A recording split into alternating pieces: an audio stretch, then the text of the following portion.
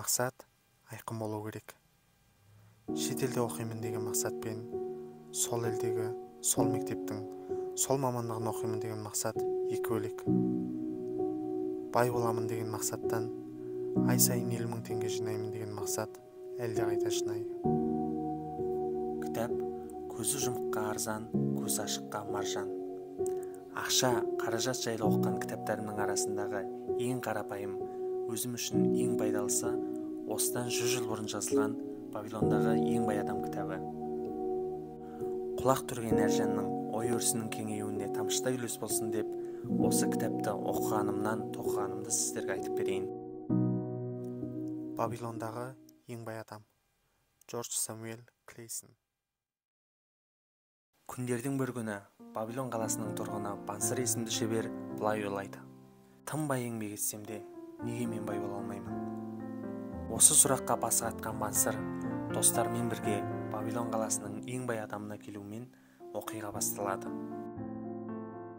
Сол кездегі Вавилон қаласы қазіргі біздің қоғамымыз сияқты бай мен кедейдің айырмашылығы жер мен көктей болған шақ еді. Байлардың ішіндегі ең байдың есімі Аркад болатын. Бансыр Аркадтан: сенің бізден қарағанда жолың болды. Біз ертеңгі нанымызды қалай табамыз деп жүргенде, сен әлдеқашан Вавилонның ең бай адамы болдың. Не киемін, не жеймін демейсің. Қаласаң барлығын сатып алатын байлығың бар. Ал біз ше, бала шағамызды қалай асыраймыз деп шырылдаумен жүрміз. Сенде бар қол-аяқ, бізде де бар. Кезінде бір ұстаздан тәлім алып жүргенде, бізден артық ештеңең жоқ еді ғой. Тіпті сенің бізден артық жұмыс істеп, артық еңбек еткеніңді де көрмеппіз. Неге Құдай саған бай болуды, ал бізге кедей болуды жазды? Бұның сыры неде, Аркад? Деп Бансыр Аркадтан сұрайды. Бансырдың сұрағына Аркад: қатардағы саудагердің баласы маған ешқандай байлық мұра қалған жоқ. Өздерің айтқандай, сендерден артық ештеңе менде жоқ еді. Ойлағаныңа жетіп, қалағаныңды алу үшін уақыт керек. Қыр-сырын білу үшін үйрену керек екенін түсіндім. Уақыт жайлы айтар болсақ, барлығымызға теңдей берілген.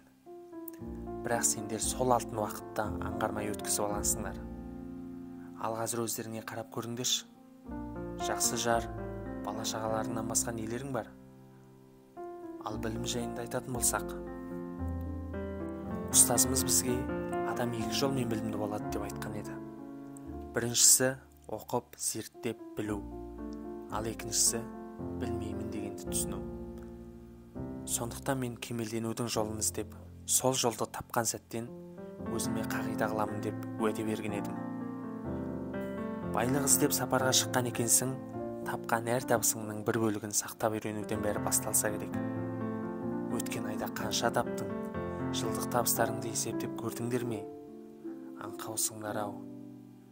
Тапқандарыңды оңды-солды жұмсап, өздеріне ештеңе қалмаған шығар.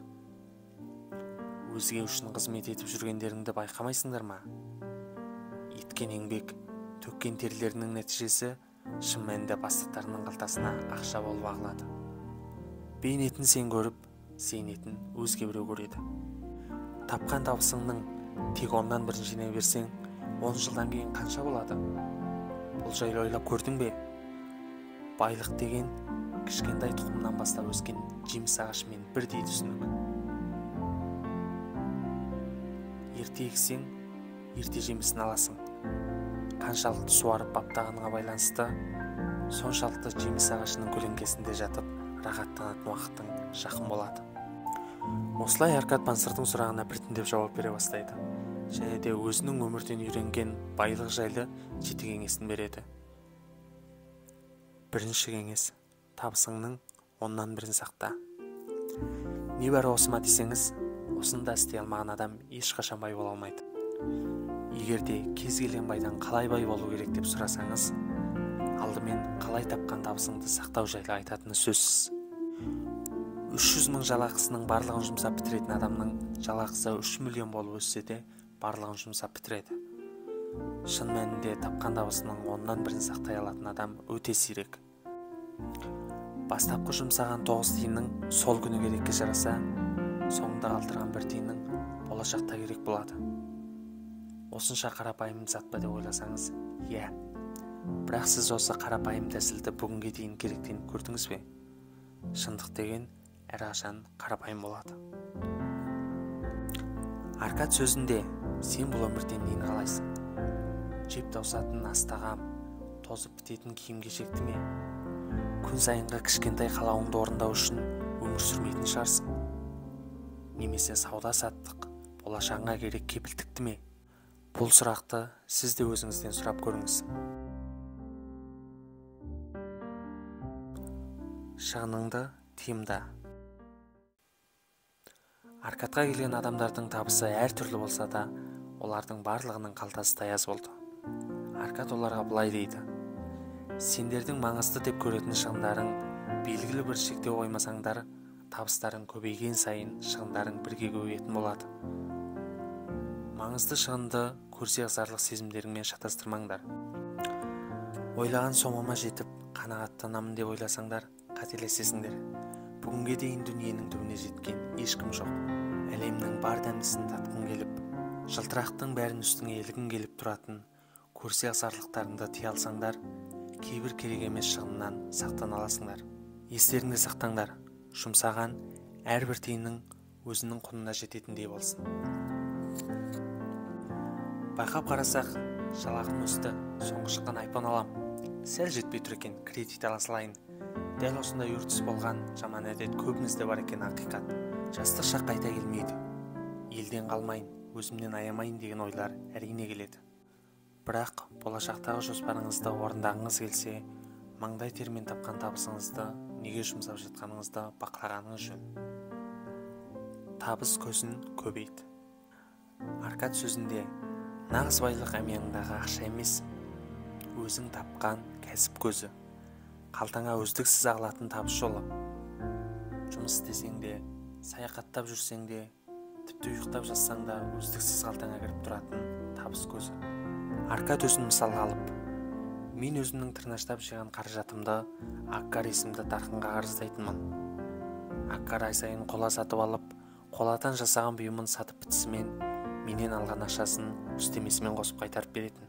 Осылай біраз уақыт өткесін, Аккардан алған ақшаларыммен өзімнің тапқан табысымнан тұрақты жинағаным барлығы бірігіп әжептәуір қаражат болды. Әмиянымнан шыққан әрбір тиынның табысын тауып қайта келіп жатқанын көріп көңілім тоятын. Осылай пайдалы кәсіпке қарыз беріп, қаржыландыру арқылы ақыры бай атандым. Ақшаны тек сақтап қана қоймаңдар. Тырнаштап сақтағаның белгілі бір мөлшерге жеткен соң айналымға кіргізіп, тиынның өзі тиын табатын қаржыландыру немесе кәсіп көзін міндетті түрде тапқаның абзал. Аркадтың үшінші кеңесі қазіргі біздің ұғыммен болашағы бар акция немесе стартап бизнестерді қаржыландыру жайлы айтқандай сезілді.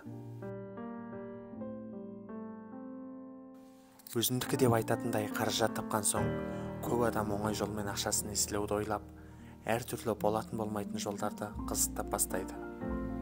Кәсіп бастап, немесе біреуді қаржыландыру арқылы табысыңды еселегің келсе, ең басты қағиданы ұмытпағаның жөн. Ол сенің негізгі қаражатыңның қауіпсіздігі. Қалағаныма жылдам жетіп, тез бай болсам екен деген асығыс оймен қауіпті қадам жасаудың қажеті жоқ. Ақшасына ақша таптырып жүрген тәжірибелі адамдардың ақыл кеңесін әрқашан тыңда. Бұндай ақыл кеңес тыңдағаның үшін ақша алмасаң да, нәтижесінде болашақта жасайтын қадамың айқындалады. Қауіпсіз әрі пайдалы кәсіп бастауыңа көп себебін тигізеді. Аркадтың төртінші кеңесі тағы бір қарапайым болса да, аса қымбат кеңес екенін байқауға болады. Көп адамдар тез байта табамын деп, өздері де дұрыс түсінбеген бірдеңеге ақшасын беріп, артынан бармағын істеп жатады. Құмар ойынын ойнаудан бастап, әртүрлі пирамидалық бизнес сияқтыға сеніп, ақшасынан айырылғандарды айтсақ, мысал өте көп. Маңдай теріңмен тапқан ақшаңды жұмсар алдында жақсылап ойлан. Орын жайың жайлы болған абзал. Бұл кітап 1926 жылы жазылғандықтан, ол кездегі орын жай мен қазіргі орын жай туралы ұғым екі бөлек. Уақыт алтын. Мүмкіндік болса жұмысыңызға жақын жерден үйіңізді таңдап, кептеліске кеткен уақытты өзіңізді дамытуға, отбасыңызға жұмсап, стресстен, депрессиядан өзіңізді алшақ ұстаңыз.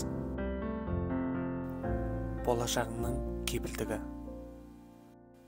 Бүгін шалқып өмір сүрсең де, басыңды ақшала бастағанда, артыңда қалған ұрпағыңның жайы алаңдататыны сөзсіз. Сондықтан артыңда қалар ұрпағыңа қалдыратын мұраң дайын болғаны жөн. Аркад бұл кеңесінде ауру ажал айтып келмейді. Өмір болғасын жақын адамдарымыздың басына небір қиындықтар туындап жатады. Сол қиындық болғанда кенеттен есіңді жиып түсініп үлгерем дегенше өкінішке орай тым кеш болып жататын жайттар бар. Болашақта болуы мүмкін қауіпке боларынан бұрын дайындал дегенді меңзесе керек. Табыс табу жайлы біліміңді арттыр. Жетістікке жету үшін ең бірінші шынайы қалау, одан кейін белгілі мақсат керек. Бұл кітапта жазылған кеңестердің ішіндегі ең маңыздысы осы 7-ші кеңес. Еңбегіңе қарай өнбегің деген сөз бар. Әрекет еткен жанға жол табылары анық. Мақсат айқын болу керек. Иә, бай боламын деген мақсатпен ай сайын 50 000 теңге жинаймын деген мақсаттың орындалуында жер мен көктей айырмашылық бар. Аркад тағы да бай мен кедейдің ортасын не бөледі деп сұрайды. Оның жауабы әрекет еткен адам мен әрекет жасамаған адам. Бізге берілген ғұмыр шектеулі. Дәл бүгіннен әрекет етіп бастау өте маңызды. Жапонияның бір бизнесмені былай дейді: алдымен баста. Қаншама керемет ой, $1 000 000 болатын жоспар болса да, басталғанға дейін еш құны жоқ. Адамның шынайы қазынасы жинаған байлық емес, өзінің ақылағы. Туып өскен ортамыз, отбасымыз әртүрлі болса да, білім деген алтын кілтке барлығымыз бірдей қол жеткізетін мүмкіндігіміз бар. Сондықтан сізді бүгіннен бастаса екен деймін.